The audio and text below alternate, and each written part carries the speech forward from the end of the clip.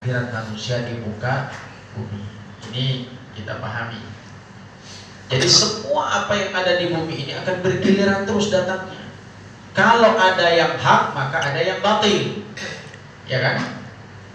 Karena hidup itu Allah jadikan berpasang-pasang. Ya ada malaikat, ya ada setan, ada iblis. Mungkin kita bertanya, kenapa sih Allah menciptakan makhluk-makhluk yang buruk? Sampai-sampai Allah meminta kepada Nabi Muhammad SAW agar berdoa terhindar, terlindungi dari makhluk-makhluk yang buruk. Qul a'udzu birabbil falaq min syarri ma khalaq. Dari keburukan makhluk yang diciptakan oleh Allah. Kenapa sih Allah menciptakan yang buruk-buruk? Kenapa enggak Allah ciptakan yang baik-baik aja? Jadi pertanyaan. Ya kalau begitu enggak usah ada neraka, enggak ada surga. Seseorang yang beriman itu akan diuji oleh Allah. Linabluwakum ayyukum ahsanu amala. Hidup kita akan diuji oleh Allah. Jadi keimanan itu jangan sampai kita berpikir bahwa iman itu sekedar iman. Kami sudah beriman, tapi kemudian la yuftanu, sedangkan mereka tidak diuji oleh Allah. Nah, salah satu bentuk ujian itu ya adalah makhluk-makhluk yang buruk. Kebatilan itu kan yang buruk. Pengennya kita maya hak, yang baik, tapi ternyata keburukan itu akan selalu mendampingi yang baik. Tiap kali cahaya kebenaran mulai hidup, mulai redup, maka tergantung siapa yang akan saling menguasai hidup. Kalau kebaikan dalam, jangankan untuk kehidupan yang umum, Pak, buat kehidupan diri kita, dalam diri kita saja, ada nggak potensi baik? Potensi buruk? Ya ada juga. Fa'alhamaha fujuraha wa taqwaha. Maka Allah ilhamkan pada diri kita semua potensi baik dan potensi buruk. Maka kalau ada orang yang buruk, masih ada harapan untuk jadi baik. Tapi kalau ada orang yang baik, jangan sombong, karena bisa jadi juga punya potensi untuk menjadi buruk. Maka wala tuzakku anfusakum fa inna Allaha a'lamu biman ittaqa. Jangan kau sanjung dirimu sendiri, karena Allah tahu siapa yang bertakwa. Enggak pakai dibangga-banggain saya orang bertakwa, itu urusan Allah kan. Nah, ini kaitannya. Kita hanya beramal, kita hanya berbuat. Ma'asyiral muslimin rahimani wa rahimakumullah. Maka Allah sampaikan fa'alhamaha fujuraha wa taqwaha. Allah ilhamkan pada diri manusia itu fujur. Fujur itu artinya apa? Fajir, kemaksiatan. Taqwa berarti lawan kata fajir. Alaikum bisidqi fa inna sidqa yahdi ilal jannah, yahdi ilal birri wa innal birra yahdi ilal jannah. Iyyakum al-kadhib fa innal kadhiba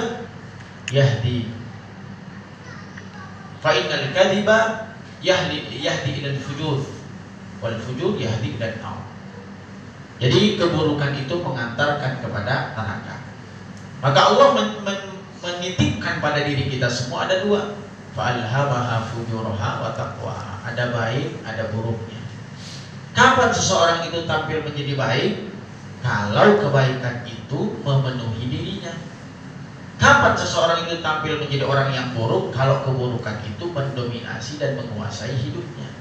Jadi tinggal itu saja yang berperang. Sampai kapan berperang kebaikan dan keburukan dalam diri kita? Sampai mati. Makanya sampai Rasul mengatakan mawas diri, hati-hati, harus waspada setiap waktu dan kesempatan. Karena bisa jadi di pagi hari kita beriman, di sore hari kita jadi kafir. Oh, ini berarti luar biasa.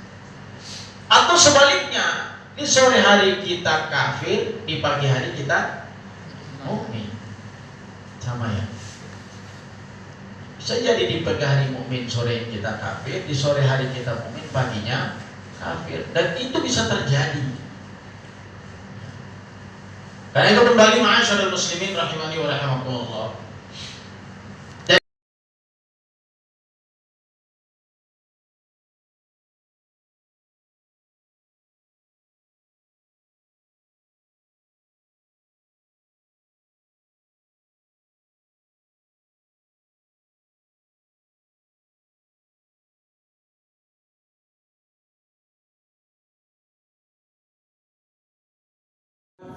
dan tanggung jawab yang ditempatkan pada diri kita, pada diri orang-orang yang memiliki iman.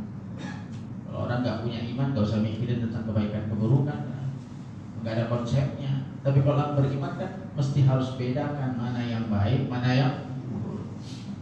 Man ihtada fa inna ma yahtadi li nafsihi wa man dhalla fa innahu yadhillu alaihi. Barang siapa yang mengambil jalan kebaikan, yaitu kitabullah wa sunnah rasulih, maka sesungguhnya dia sedang memilih petunjuk Allah yang benar. Di barang siapa yang menjauh dari firman Allah, menjauh dari Nabi sallallahu alaihi wasallam, menjauh dari para ulama-ulama yang saleh, maka sesungguhnya dia telah memilih kesesatan untuk dirinya sendiri. Ini kuncinya, Pak. Nah, sebenarnya Allah sudah kasih jalan. Ya kalau pengen lurus, ya tinggal ngikutin petunjuk. Ya kalau pengen bengkok, ya jauhkan diri dari petunjuk. Cuman itu semua pilihan, dan setiap pilihannya ada konsekuensinya. Nah, Bapak sekalian dirahmati Allah Subhanahu wa taala, maka ketika seseorang yang memiliki iman, kemudian dia menyaksikan keburukan-keburukan, kemaksiatan yang ada di dalamnya, mesti ada tindakan. Jangan hanya berdiam, cuek dengan keadaan, masa bodoh dengan apa yang terjadi. Ini bukan orang beriman namanya. Meskipun Allah tahu betul melalui lisan Rasul sallallahu alaihi wasallam setiap orang itu punya tingkatan iman yang berbeda, punya kekuatan juga yang berbeda-beda. Ada orang yang diberikan tanggung jawab yang besar, tapi ada juga yang nggak punya tanggung jawab. Itu kan beda-beda levelnya. Dan setiap level itu punya jalan untuk bisa mencegah kemungkaran. Maka hadis yang tadi sejalan dengan hadis yang disampaikan, yang diriwayatkan oleh Imam Muslim dalam hadis yang lain. Ma min nabiyyin ba'athahu Allah fi ummatin qabli illa kanat lahu min ummatihi hawariyun wa ashab. Tidaklah seorang nabi sebelumku, kata Nabi Muhammad SAW, yang diutus Allah untuk umatnya. Jadi seorang nabi yang diutus, dan tugas kenabian itu adalah untuk menyampaikan kebenaran kepada umat. Dan di antara umatnya illa kanat lahu min ummati hawariyun wa ashab. Dan di antara mereka umatnya itu pasti setiap nabi itu punya para pengikut setia, disebut dengan hawariyun, teman yang senantiasa menjalankan sunnah dan perintah nabi tersebut. Dalam sejarah kehidupan ini, baik mulai dari Nabi Nuh yang awal menjadi seorang rasul, yang menjadi generasi ke-9 dari para nabi, setelah Nabi Adam, Idris, Nabi Syis dan seterusnya. Lalu kemudian lahir Nabi Nuh alaihi salatu wassalam, yang pertama kali diutus kepada kaumnya adalah Nabi Nuh alaihi salatu wassalam. Hampir kurang lebih 500 tahun, 450 tahun berdakwah, hanya 80 orang yang memeluk agamanya. Perjalanan yang cukup berliku-liku. Ya, gak tahu kalau sekarang para ulama dikasih ujian seperti itu, kira-kira tahan gak untuk dakwah? 450 tahun, pengikutnya cuma 80. Jadi kira-kira setahun itu berapa pengikutnya? 5 orang. Setengah orang. Jadi bahkan gak dapat. Ini kesabarannya Nabi Nuh alaihi salatu wassalam luar biasa. Yang selain karena keikhlasannya dan tanggung jawabnya, jadi jumlah bukan menjadi masalah. Yang penting tanggung jawab. Kadang kita fokus pada jumlah dibandingkan tanggung jawabnya, ini susah. Nah, kalau bikin kota kamu ngajar, ya berapapun. Teringat dulu ketika kami pakai di pesantren, kalau nggak punya murid, pohon pun akan menjadi murid bagi saya. Jadi ketika menerobos tempat-tempat ketika mengajar dulu, dan akhirnya sekarang berdirilah Darussalam Gontor Ponorogo dengan jumlah santri puluhan ribu dimanapun. Dulu gitu, menerobos tempat, dibenci, dihina, dicaci, apalagi pada masa-masa PKI itu luar biasa, menyelinap harus bersembunyi dan tetap dengan kita mengajarkan apapun. pun akan menjadi murid saya. Di bahasa semangatnya, perjuangannya. Nah, kembali kita sampaikan bahwa setiap orang itu memiliki tanggung jawab, memiliki hak. Maka hadis ini menjelaskan kepada kita tadi bahwa siapapun yang menjelaskan, mulai Nabi Nuh alaihi salatu wassalam terus ke semuanya, meskipun jumlahnya sedikit, tapi paling tidak ada hawari, ada teman, ada orang yang membersamainya. Ya khuduna bi sunnati, dia mengambil sunnahnya, menjalankan apa yang disunnahkan. Wa yaqtaduna bi amri, dan dia taat terhadap perintah para nabi-nabi itu. Summa inna takhlufu man ba'dahum khaluf, lalu setelah itu mereka akan dipimpin oleh orang-orang belakangan yang mengatakan sesuatu yang tidak mereka lakukan dan melakukan apa yang tidak diperintahkan. Jadi generasinya berbalik. Dan ini sejarah akan tetap terulang terus. Saat ada orang baik menguasai, maka nanti akan dikuasai oleh tidak baik. Terus akan berputar sampai kapan? Sampai hari kiamat. Kalau sudah hari kiamat datang, kehancuran akan datang. Dan ketika kehancuran datang, maka yang menjadi penguasa hanya Allah Subhanahu wa ta'ala. Yauma natwis samaa'a katayyis sijil lil kutub kama bada'na. Saat kemudian Allah melipat langit ini dengan tangannya. Lalu dalam sebuah hadis dikatakan, aina qulubud dunya, mana raja-raja dunia, silakan keluarkan kekuatanmu untuk bisa menghalangiku untuk menghancurkan bumi. Tapi tidak ada yang mencampur, karena memang penguasa tunggal adalah Allah. Nah kemudian wa yaf'aluna ma la yu'mar faman jahadahu bi yadihi fa huwa mu'min. Maka saat itulah dibutuhkan satu perjuangan yang disebut dengan jihad, mujahadah, kesungguhan. Maka dikatakan wa man jahadahum bi yadihi fa huwa mu'min. Barang siapa yang berjuang dengan tangannya, dengan kekuasaannya, maka dia mukmin. Lihat, keimanan seseorang itu bukan hanya dilihat dari ibadahnya saja, tapi keimanan seseorang itu bisa dilihat sejauh mana perhatiannya terhadap Tuhan, perhatiannya juga terhadap orang, sesuai dengan skop keterbatasan kita masing-masing. Maka kata Nabi SAW kan, dan sederhana, la yu'minu ahadukum hatta yuhibba li akhihi wa yuhibbu li nafsihi. Enggak beriman seseorang, kata Nabi. Mau sholatnya rajin, mau bagaimana pun rajin, tapi kalau seandainya orang lain itu tidak dicintai seperti halnya dia mencintai dirinya sendiri, maka tidak sempurna imannya. Buat tegaskan tadi, sholat iya, zakat iya, puasa iya, tapi ada satu hal yang kemudian dia tinggalkan. Dia menyepelekan orang lain, menganggap remeh orang lain yang bisa jadi di mata Allah dia jauh lebih mulia dibandingkan diri. Problem ini. Maka apa yang disampaikan? Man jahadahum bilisanihi fa huwa mu'min. Maka orang-orang yang berjihad dengan lisannya, bukan dengan kekuatannya, maka dia mukmin. Dan terakhir, man jahadahum biqalbihi fa huwa mu'min. Barang siapa yang berjihad dengan hatinya, maka dia juga adalah mukmin. Walaysa wara'a dzalika minal iman habatu khardal. Maka tidak ada yang disebut iman kalau seandainya dalam hatinya itu ada kesombongan atau meremehkan sesuatu kebenaran. Berarti seakan-akan Rasul mengatakan bahwa ketika engkau melihat kemungkaran, sama dengan hadis di awal, engkau bisa berubah dengan kekuasaan. Yang kedua, engkau bisa berubah dengan lisanmu, dan engkau juga bisa berjihad dengan hatimu. Dan ternyata hati itu adalah af'aful iman. Nah, kita akan lihat sekarang bagaimana kemudian cara memberantas kemungkaran ini. Jadi kemungkaran itu bisa ada di mana-mana, Pak. Bukan hanya skopnya besar, tapi juga bisa skop kecil. Skop kecil itu paling tidak dalam keluarga kita. Ada nggak kemungkaran dalam keluarga kita? Ada. Kemaksiatan itu ada, meskipun kemungkaran yang tidak besar, tapi kemungkaran istri, entah suami, entah anak, entah cucu, siapapun itu mesti ada kemungkaran. Dan siapa yang tampil untuk bisa melakukan perubahan itu? Ya semuanya. Siapa yang mampu? Ya kalau seandainya bisa mampu dengan tangannya, dengan kekuasaan jadi seorang kaya, maka kita punya tanggung jawab besar untuk bisa melakukan perubahan itu.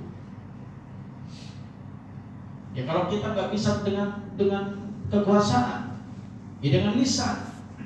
Jangan pernah dianggap remeh nasihat itu. Saya pernah sampaikan bahwa nasihat-nasihat yang sederhana itu jangan pernah dianggap bisa jadi apapun nasihat yang kita sampaikan kepada orang lain itu akan berbekas. Saya pernah sampaikan kemarin, ada seorang ulama besar di Madinah. Lalu kemudian beliau suatu hari ketika berjalan, dia melihat anak-anak sedang melakukan kemaksiatan. Dia samperin, dia dekati, walaupun hanya dengan nasihat. Nah, kan sederhana kan, ngapain kerjain begini nih kan, nggak manfaat. Nah, mendingan ngaji, mendingan ngapain, macam-macam kan. Meskipun dia tidak dengar, tidak mengamalkan itu sudah sampaikan. Yang hilang dari kita kadang, usikum wa iya ya nafsu. Orang bermaksiat, tapi kita abaikan. Jangankan mau berubah, hati kita juga akan nolak. Hati kita akan nolak. Maksudnya kita nggak benci dengan kemaksiatan itu, tapi kita berikan dukungan dengan hati. Maka ternyata apa yang terjadi dalam kisah itu, jauh hari setelah itu, beberapa tahun kemudian, perkembangan waktu, Syekh itu masih hidup dan kemudian memberikan ceramah di satu tempat. Usai beliau menyampaikan ceramah, ada seorang laki-laki yang datang kepadanya, lalu mengucapkan salam, bersalam, lalu kemudian mencium beliau sambil berkata, terima kasih Syekh atas nasihat. Ya saya bingung nasihat mana ya. Dulu ketika aku duduk bersama teman-temanku, kau datang memberikan nasihat. Namun setelah itu aku pikir beberapa tahun berikutnya, aku sadar bahwa apa yang kau sampaikan itu kebaikan. Dan hari ini kau lihat, akulah orang-orang salah satu di antara orang yang kau berikan nasihat. Jadi buat anak juga sama Pak. Jadi gak bosan-bosan memberikan nasihat. Hari ini mungkin dia tidak dengarkan nasihat kita, tapi mungkin bisa jadi sepeninggal kita itu menjadi cambuk buat dia agar dia bisa berubah. Banyak sejarahnya. Istri, entah suami, entah anak, entah cucu, siapapun itu mesti ada kemungkaran. Dan siapa yang tampil untuk bisa melakukan perubahan itu? Ya semuanya. Siapa yang mampu? Ya kalau seandainya bisa mampu dengan tangannya, dengan kekuasaan jadi seorang kaya, maka kita punya tanggung jawab besar untuk bisa melakukan perubahan itu. Ya kalau kita nggak bisa dengan kekuasaan, ya dengan lisan. Jangan pernah dianggap remeh nasihat itu. Saya pernah sampaikan bahwa nasihat-nasihat yang sederhana itu jangan pernah dianggap remeh. Karena bisa jadi apapun nasihat yang kita sampaikan kepada orang lain itu akan berbekas. Saya pernah sampaikan kemarin, ada seorang ulama besar di Madinah. Lalu kemudian beliau suatu hari ketika berjalan, dia melihat anak-anak sedang melakukan kemaksiatan. Dia samperin, dia dekati, walaupun hanya dengan nasihat. Nah, kan sederhana kan, ngapain kerjain begini nih kan, nggak manfaat. Nah, mendingan ngaji, mendingan ngapain, macam-macam kan. Meskipun dia tidak dengar, tidak mengamalkan itu sudah sampaikan. Yang hilang dari kita kadang, usikum wa iya ya nafsu. Orang bermaksiat, tapi kita abaikan. Jangankan mau berubah, hati kita juga akan nolak. Hati kita akan nolak. Maksudnya kita nggak benci dengan kemaksiatan itu, tapi kita berikan dukungan dengan hati. Maka ternyata apa yang terjadi dalam kisah itu, jauh hari setelah itu, beberapa tahun kemudian, perkembangan waktu, Syekh itu masih hidup dan kemudian memberikan ceramah di satu tempat. Usai beliau menyampaikan ceramah, ada seorang laki-laki yang datang kepadanya, lalu mengucapkan salam, bersalam, lalu kemudian mencium beliau sambil berkata, terima kasih Syekh atas nasihat. Ya saya bingung nasihat mana ya. Dulu ketika aku duduk bersama teman-temanku, kau datang memberikan nasihat. Namun setelah itu aku pikir beberapa tahun berikutnya, aku sadar bahwa apa yang kau sampaikan itu kebaikan. Dan hari ini kau lihat, akulah orang-orang salah satu di antara orang yang kau berikan nasihat. Jadi buat anak juga sama Pak. Jadi gak bosan-bosan memberikan nasihat. Hari ini mungkin dia tidak dengarkan nasihat kita, tapi mungkin bisa jadi sepeninggal kita itu menjadi cambuk buat dia agar dia bisa berubah. Banyak sejarahnya. Nasihatin anak tuh sholatnya, udah gak usah bingung, nasihatin aja. Tapi lihat kapan temanya mesti dinasihatin, bahasa apa yang perlu disampaikan. Sampai meninggal ternyata anak itu juga belum sholat, biarin aja. Wah mata arif ubadah, apa yang kemudian kau ketahui setelah sepeninggal kita? Nggak ada. Mungkin nggak orang yang tadi kemudian anak yang nggak sholat menjadi rajin sholat sepeninggal kita? Iya. Dan itu bekas dari apa yang kita sampaikan. Lisan itu penting, bukan hal yang remeh. Baru kemudian Nah, sekarang kita akan lihat mulai dari secara hierarki. Nah, kalau ada susunan, ada kekuatan, ada kemampuan tangan, ada lisan, ada hati, maka yang paling rendah itu bagaimana? Paling rendah itu adalah memberantas kemungkaran dengan hati.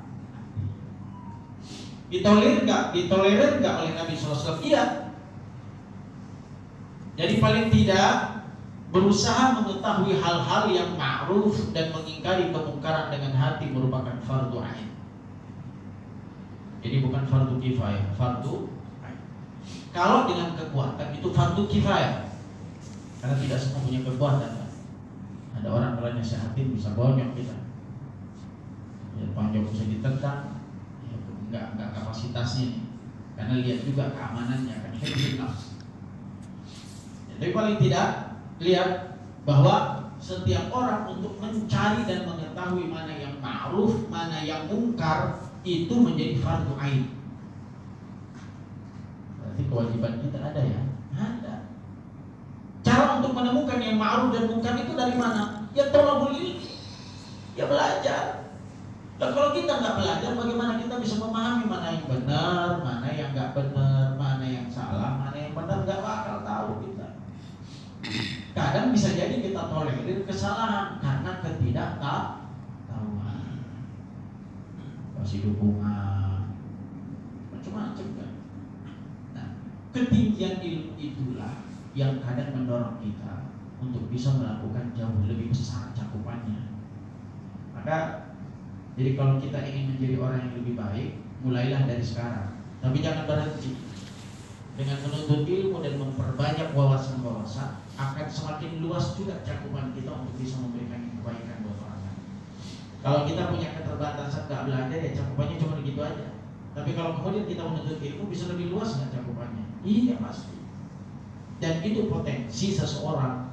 Maka orang-orang itu berbeda derajatnya di mata Allah tergantung pada keilmuannya yang melahirkan kekhusyuannya kepada Allah Subhanahu wa ta'ala. Paling tidak potensinya. Ya dalam pekerjaan saja beda nggak hasilnya? Biasanya gajinya yang terjun di lapangan sama gaji yang di kantor cuma kata-ketik tinggian mana gajinya. Kalau di rumah kata-ketik konseptor, dia gak pakai ke lapangan. Topiok lapangan panas-panas. Nah, artinya dari sisi dunia saja sudah beda itu posisinya, letaknya. Nah sekarang kemudian kita sambung, barang siapa yang tidak mengetahui kebaikan dan tidak menolak kemungkaran dalam hatinya, maka ia akan celaka. Karena hal ini adalah pertanda hilangnya iman dari hatinya. Ini bahaya. Dan ini adalah paling rendah. Jadi menolak kemungkaran dalam hatinya, menolak kemungkaran dalam hatinya itu kita benci banget sama amalan ini. Cuman memang gak punya daya upaya untuk kita rubah, tapi benci banget. Dan kebencian itu bukan karena apa-apa, tapi karena Allah. Dan itu didasari oleh ilmu. Orang berilmu itu bisa membedakan, bisa merasakan. Jadi ditambah lagi ilmu dengan ketakwaan itu bisa merasakan. Jadi ada magnet-magnet sinyal yang dapat mendorong kita untuk bisa memahami ini kayaknya nggak baik, ini buruk. Timbul kemudian dari hati seseorang. Nah, orang yang tidak memiliki kepekaan itu memang kadang lahir karena tidak ada ilmuwan. Suatu saat Ibnu Mas'ud radhiyallahu anhu mendengar seorang berkata, celakalah orang yang tidak melakukan amar ma'ruf nahi munkar. Mendengar hal tersebut kemudian Ibnu Mas'ud radhiyallahu anhu pun berucap, celakalah seseorang yang hatinya tidak mengenali kebaikan dan kemungkaran. Paling tidak kalau kita tidak bisa berbuat dengan tangan, tidak bisa berbuat dengan lisan, paling tidak hati kita menolak tentang kemaksiatan. Bisa. Mengingkari kemaksiatan dengan hati, Bapak sekalian, hanya bisa dilakukan dalam kondisi lemah atau orang-orang yang memiliki kelemahan. Dan ini diterima oleh Allah Subhanahu wa ta'ala. Karena memang dia hanya bisa merubah dengan hatinya. Ini disebut kondisi lemah atau kondisi yang tidak mampu. Bila ada suatu kemungkinan bahaya yang mampu untuk yang menimpa dirinya ketika dia berbuat sesuatu melebihi kemampuannya. Maka boleh nggak? Boleh. Ada satu pertanyaan yang kelak Allah Subhanahu wa taala tanyakan. Rasulullah SAW pernah bersabda, "Inna Allah la yas'alul 'abdu yawmal qiyamati hatta yaqul." Suatu hari manusia akan diminta pertanggungjawaban oleh Allah Subhanahu wa taala. Pasti akan ditanya kepada seseorang hingga mengatakan, apa yang dikatakan? Ma mana'aka idh ra'aital munkar an tunkirah. Apa yang menghalangi untuk berantas kemungkaran yang kamu lihat? Lalu kemudian Allah mengajarkan, Fa'idha laqana Allahu 'abdan hujjatahu qala ya Rabbi wajaituka wa faradtu minan nas. Lalu dia berkata saat itu, ya Rabbi, saya mengharap pengampunanmu dan saya takut jika ada bahaya dan ancaman dari orang lain yang diarahkan kepadaku atau keluargaku. Hadis ini menjelaskan tentang jangan sampai engkau tidak berbuat walau hanya lahir dari hati kebencian terhadap sebuah kemaksiatan. Jangan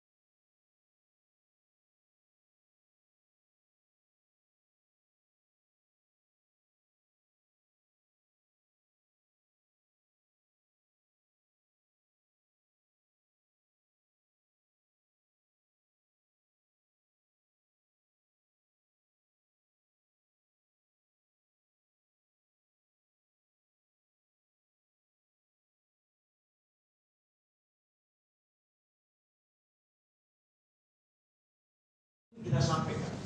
Kalau kita hanya fokus untuk melakukan kebaikan untuk diri kita sendiri, miskin manusia. Maka bagaimana jadinya? Bagaimana caranya agar kita bisa menjadi kaya? Carilah ladang-ladang amal yang bisa melahirkan jariah buat kita. Bahkan jasad kita kan terbatas kan Pak? Sampai batas berapa umur manusia? 100. Ya 60-70 tahun. 90.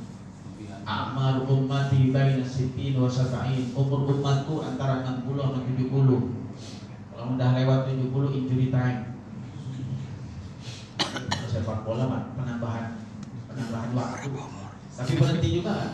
Tambah lagi. Udah begitu batas. Artinya pemahaman kita itu, kita paham bahwa umur manusia itu terbatas. Iya. Apa yang tidak bisa membatasi kita? Umur, kalau umur 70, 60, apa sih yang bisa kita lakukan? Jujur Pak, ada orang yang mohon maaf baru belajar mengaji ketika umur 60 tahun.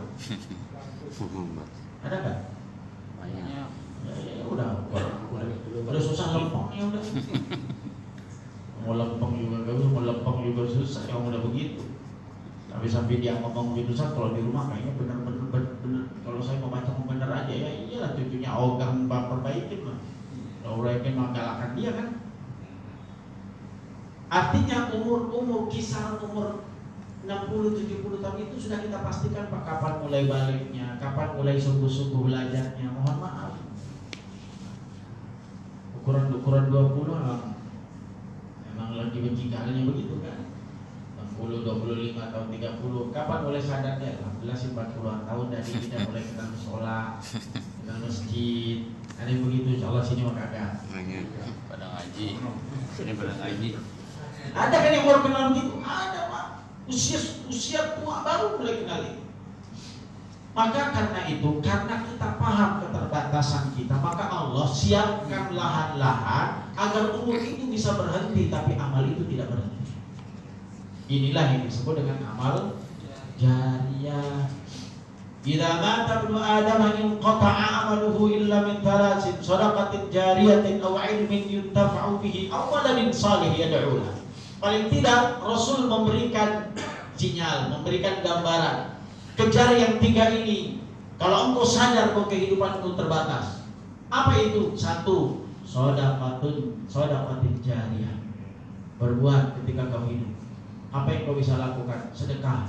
Apa yang bisa kau sedekahkan? Apa saja yang kau miliki. Harta silakan kau sedekahkan. Ilmu silakan kau sedekahkan. Sampai tenagamu silakan kau sedekahkan. Karena Islam itu tidak membatas sedekah itu hanya pada materi saja. 1. Sedekah jariyah. Yang kedua, au ilmin yuntafa'u bihi, semakin banyak ilmu yang kita peroleh, maka semakin besar potensi kita untuk bisa berbagi. Oh, 1 huruf kita ajarkan kepada orang, ngalir gak ilmunya? Masya Allah. Maka ada seorang ustaz bilang, jangan korelakan anakmu itu mengenal semua surat dan huruf dari gurunya saja, tapi bukan dari minimal kau ajarkan Fatihah buat anakmu. Oh, semuanya serahin sama gurunya. Dari alif ba gurunya, alif ba gurunya, Fatihah gurunya. Lah kita nggak punya menorehkan apapun. Tapi kan udah sedekahnya harta, kita fasilitasi dia, alhamdulillah. Lah ini udah nggak fasilitasin harta, kagak dikasih gurunya, kagak dicariin anaknya, kagak diajarin, jadi masalah.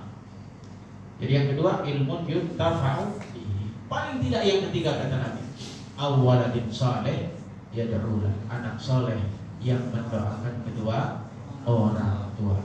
Bapak sekalian berhormat Allah Subhanahu wa taala. Masih ada lanjutan-lanjutan yang nanti kita akan bahas insyaallah pada kesempatan-kesempatan yang lain. Ada beberapa hal yang nanti akan bisa kita sempurnakan pembahasan dari memberantas kemungkaran dengan melakukan amar ma'ruf nahi munkar yang kemudian kita bawa dalam kehidupan kita sehari-hari. Ma'asyiral muslimin rahimani wa rahimakumullah, dari apa yang sudah kita kaji ini paling tidak beberapa hal bisa kita simpulkan secara sederhana. Yang pertama, selama ada kebaikan maka selama itu pun ada keburukan. Yang kedua, siapa yang banyak berbuat maka dia pula yang lain akan mendapatkan banyak keuntungan. Ketiga, melihat kemaksiatan jangan hanya diam. Cobalah untuk berubah dengan apapun yang kita bisa. Bisa dengan kekuatan, bisa dengan lisan, paling tidak bisa dengan hati. Yang paling sulit, yang paling berat adalah jangan mengiyakan kemaksiatan lalu memberikan dukungan terhadap kerusakan-kerusakan itu. Mudah-mudahan apa yang kami sampaikan dapat bermanfaat buat saya pribadi dan umumnya buat kita semuanya. Semoga istiqamah dalam kebaikan hingga wafat kita semua. Dan cukup. Subhanakallahumma wa bihamdika asyhadu an la ilaha illa anta astaghfiruka wa atubu ilaik. Assalamualaikum warahmatullahi wabarakatuh. Alhamdulillah telah selesai pengajian kita pada malam ini, yaitu hadis Arba'in yang ke-34 tentang kewajiban memberantas kemungkaran. Sebelum ditutup, jika ada yang ingin bertanya, dipersilakan.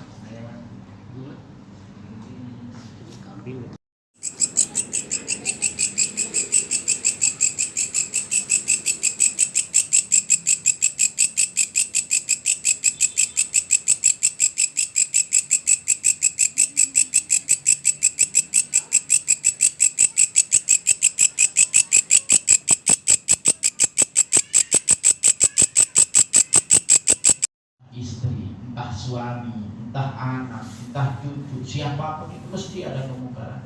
Dan siapa yang tampil untuk bisa melakukan perubahan itu? Ya semuanya. Siapa yang mampu? Ya kalau seandainya bisa mampu dengan tangannya, dengan kekuasaan jadi seorang kaya, maka kita punya tanggung jawab besar untuk bisa melakukan perubahan itu. Ya kalau kita nggak bisa dengan kekuasaan, ya dengan lisan. Jangan pernah dianggap remeh nasihat itu. Pernah sampaikan bahwa nasihat-nasihat yang sederhana itu jangan pernah dianggap remeh. Karena bisa jadi apapun nasihat yang kita sampaikan kepada orang lain itu akan berbekas. Saya pernah sampaikan kemarin, ada seorang ulama besar di Madinah. Lalu kemudian beliau suatu hari ketika berjalan, dia melihat anak-anak sedang melakukan kemaksiatan. Dia samperin, dia dekati, walaupun hanya dengan nasihat. Nah, kan sederhana kan? Ngapain kerjain begini nih? Nggak manfaat. Ya, mendingan ngaji, mendingan ngapain, macam-macam kan. Meskipun dia tidak dengar, tidak mengamalkan itu sudah sampaikan. Yang hilang dari kita kadang usikum wa iya ya nafsu. Orang bermaksiat tapi kita abaikan. Jangankan mau berubah, hati kita juga akan nolak. Hati kita akan nolak. Maksudnya kita gak benci dengan kemaksiatan itu, tapi kita berikan dukungan dengan hati. Maka ternyata apa yang terjadi dalam kisah itu, jauh hari setelah itu, beberapa tahun kemudian, perkembangan waktu, Syekh itu masih hidup dan kemudian memberikan ceramah di satu tempat. Usai beliau menyampaikan ceramah, ada seorang laki-laki yang datang kepadanya, lalu mengucapkan salam, bersalam, lalu kemudian mencium beliau sambil berkata, terima kasih Syekh atas nasihat. Ya saya bingung nasihat mana ya. Dulu ketika aku duduk bersama teman-temanku, kau datang memberikan nasihat.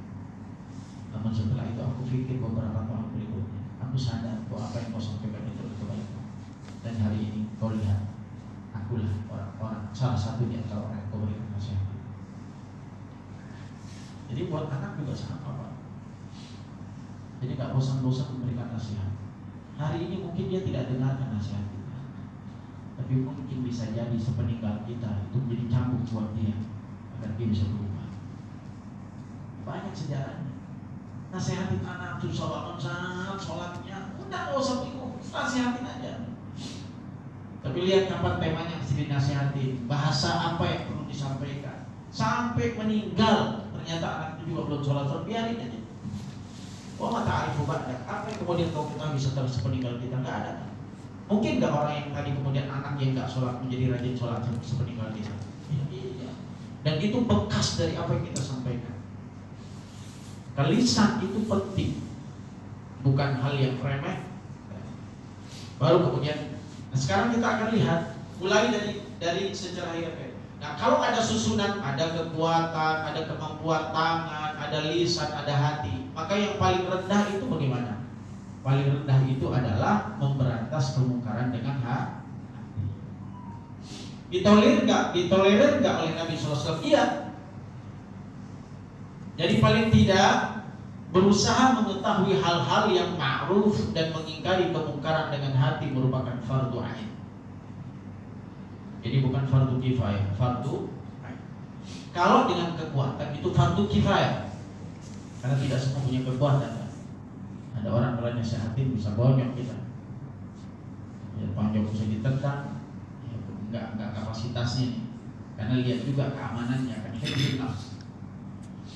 Jadi paling tidak lihat bahwa setiap orang untuk mencari dan mengetahui mana yang ma'ruf, mana yang mungkar itu menjadi fardu ain. Berarti kewajiban kita ada ya? Ada. Cara untuk menemukan yang ma'ruf dan mungkar itu dari mana? Ya tolabul ilmi. Ya belajar. Dan kalau kita nggak belajar, bagaimana kita bisa memahami mana yang benar, mana yang nggak benar, mana yang salah, mana yang benar? Nggak bakal tahu kita. Kadang bisa jadi kita tolerir kesalahan karena ketidaktahuan, kasih dukungan, macam-macam kan. Nah, ketinggian ilmu itulah yang kadang mendorong kita untuk bisa melakukan jauh lebih besar cakupannya. Maka jadi kalau kita ingin menjadi orang yang lebih baik, mulailah dari sekarang. Tapi jangan berhenti. Dengan menuntut ilmu dan memperbanyak wawasan-wawasan, akan semakin luas juga cakupan kita untuk bisa memberikan kebaikan buat orang lain. Kalau kita punya keterbatasan gak belajar, ya cakupannya cuma begitu aja. Tapi kalau kemudian kita menuntut ilmu, bisa lebih luas nggak cakupannya? Iya pasti. Dan itu potensi seseorang. Maka orang-orang itu berbeda derajatnya di mata Allah tergantung pada keilmuannya yang melahirkan kekhusyuannya kepada Allah Subhanahu wa ta'ala. Paling tidak potensinya. Ya dalam pekerjaan saja beda nggak hasilnya? Biasanya gajinya yang terjun di lapangan sama gaji yang di kantor cuma kata-ketik tinggian mana gajinya? Di rumah kata-ketik konseptor, dia gak pakai ke lapangan. Tapi yang lapangan panas-panas. Nah, artinya dari sisi dunia saja sudah beda itu posisinya, letaknya. Nah sekarang kemudian kita sambung, barang siapa yang tidak mengetahui kebaikan dan tidak menolak kemungkaran dalam hatinya, maka ia akan celaka. Karena hal ini adalah pertanda hilangnya iman dari hatinya. Ini bahaya. Dan ini adalah paling rendah.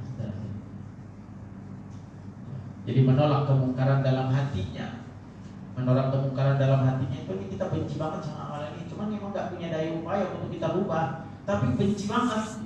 Dan kebencian itu bukan karena apa-apa, tapi karena Allah. Dan itu didasari oleh ilmu. Orang berilmu itu bisa membedakan, bisa merasakan. Jadi ditambah lagi ilmu dengan ketakwaan itu bisa merasakan. Jadi ada magnet-magnet sinyal yang dapat mendorong kita untuk bisa memahami ini kayaknya nggak baik, ini buruk. Timbul kemudian dari hati seseorang. Nah orang yang tidak memiliki kepekaan itu memang kadang lahir karena tidak ada ilmu. Suatu saat Ibnu Mas'ud radhiyallahu anhu mendengar seorang berkata, celakalah orang yang tidak melakukan amar ma'ruf nahi munkar. Mendengar hal tersebut kemudian Ibnu Mas'ud radhiyallahu anhu pun berucap, celakalah seseorang yang hatinya tidak mengenali kebaikan dan kemungkaran. Paling tidak kalau kita tidak bisa berbuat dengan tangan, tidak bisa berbuat dengan lisan, paling tidak hati kita menolak tentang kemaksiatan. Mengingkari kemaksiatan dengan hati, Bapak sekalian, hanya bisa dilakukan dalam kondisi lemah atau orang-orang yang memiliki kelemahan. Dan ini diterima oleh Allah Subhanahu wa ta'ala. Karena memang dia hanya bisa merubah dengan hatinya. Ini disebut kondisi lemah atau kondisi yang tidak mampu. Bila ada suatu kemungkinan bahaya yang mampu yang menimpa dirinya ketika dia berbuat sesuatu melebihi kemampuannya, maka boleh nggak? Boleh. Ada satu pertanyaan yang kelak Allah Subhanahu wa taala tanyakan. Rasulullah SAW pernah bersabda, "Innallaha la yas'alul 'abdu yaumal qiyamati hatta yaqul." Suatu hari manusia akan diminta pertanggungjawaban oleh Allah Subhanahu wa taala. Pasti akan ditanya kepada seseorang hingga mengatakan, apa yang dikatakan? Ma mana'aka idh ra'aital munkar an tunkira. Apa yang menghalangi untuk berantas kemungkaran yang kamu lihat? Lalu kemudian Allah mengajarkan, fa idza laqana Allahu 'abdan hujjatahu qala ya rabbi wajawituka wa faradtu minan nas. Lalu dia berkata saat itu, ya Rabbi, saya mengharap pengampunan dan saya takut jika ada bahaya dan ancaman dari orang lain yang diarahkan kepadaku atau keluargaku. Hadis ini menjelaskan tentang jangan sampai engkau tidak berbuat walau hanya lahir dari hati kebencian terhadap sebuah agama. Jangan kita sampaikan. Kalau kita hanya fokus untuk melakukan kebaikan untuk diri kita sendiri, miskin manusia. Maka bagaimana jadinya? Bagaimana caranya agar kita bisa menjadi kaya? Carilah ladang-ladang amal yang bisa melahirkan jariah buat kita. Bahkan jasad kita kan terbatas kan, Pak? Sampai batas berapa umur manusia? 100. Ya 60-70 tahun. 90. Amal ummati baina sittin wa sab'in. Umur umatku antara 60 dan 70. Kalau udah lewat 70 injury time. Sepak bola mah penambahan waktu. Tapi berhenti juga kan? Ada tambah lagi. Udah begitu batas. Artinya pemahaman kita itu kita paham bahwa umur manusia itu terbatas. Iya. Apa yang tidak bisa membatasi kita? Umur, kalau umur 70, 60 apa sih yang bisa kita lakukan? Jujur Pak, ada orang yang mohon maaf baru belajar mengaji ketika umur 60 tahun. Ada nggak? Banyak. Ya udah susah lempeng ya udah. Mau lempeng juga gak bisa, mau lempeng juga susah yang udah begitu. Tapi sampai dia ngomong gitu saat kalau di rumah kayaknya bener. Kalau saya mau baca bener aja ya iyalah cucunya ogah perbaikin lah. Kalau perbaikin menggalakkan dia kan. Artinya umur kisaran umur 60-70 tahun itu sudah kita pastikan Pak kapan mulai baliknya, kapan mulai sungguh-sungguh belajarnya. Mohon maaf.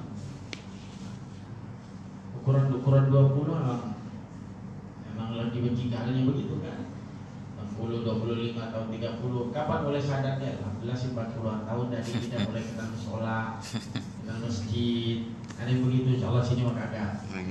Pada ngaji. Sini pada ngaji. Ada kan yang baru kenal begitu? Ada Pak. Usia tua baru mulai kenal itu. Maka karena itu, karena kita paham keterbatasan kita, maka Allah siapkan lahan-lahan agar umur itu bisa berhenti, tapi amal itu tidak berhenti. Inilah yang disebut dengan amal jariyah. Idza mata ibnu Adam inqata'a amaluhu illa min thalathin shadaqatin jariyatin aw 'ilmin yuntafa'u bihi aw waladin salih yad'u lahu. Paling tidak Rasul memberikan sinyal, memberikan gambaran. Kejar yang 3 ini.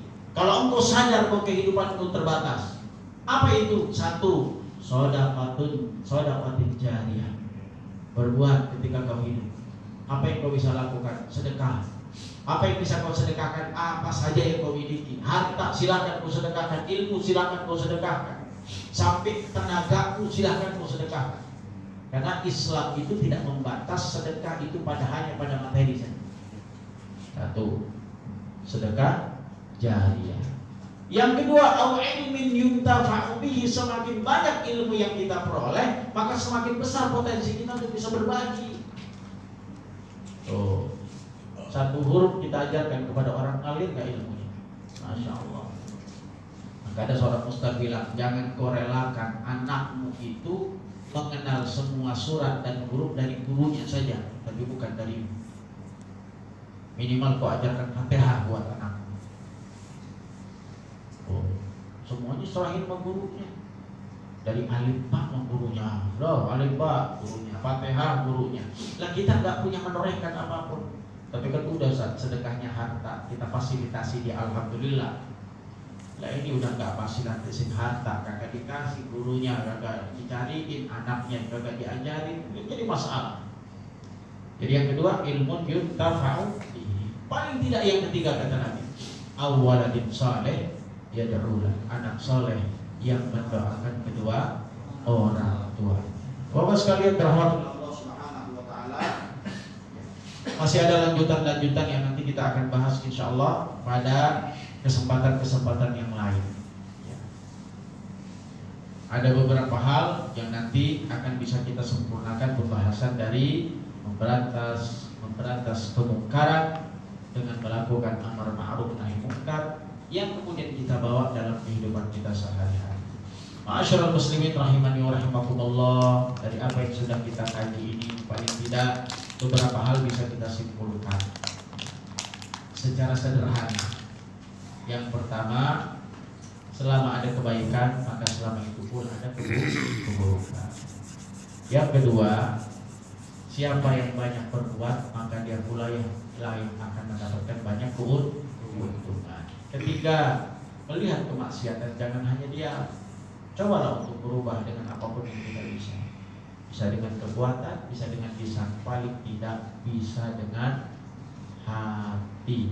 Yang paling sulit, yang paling berat adalah jangan mengiyakan kemaksiatan lalu memberikan dukungan terhadap kerusakan-kerusakan. Mudah-mudahan apa yang kami sampaikan dapat bermanfaat buat saya pribadi dan umumnya buat kita semuanya. Semoga istiqamah dalam kebaikan hingga wafat kita semua. Kita cukup. Subhanakallahumma wa bihamdika asyhadu an la ilaha illa anta astaghfiruka wa atubu ilaik. Assalamualaikum warahmatullahi wabarakatuh. Alhamdulillah telah selesai pengajian kita pada malam ini, yaitu hadis arba'in yang ke-34 tentang kewajiban memberantas kemungkaran. Sebelum ditutup, jika ada yang ingin bertanya, dipersilakan.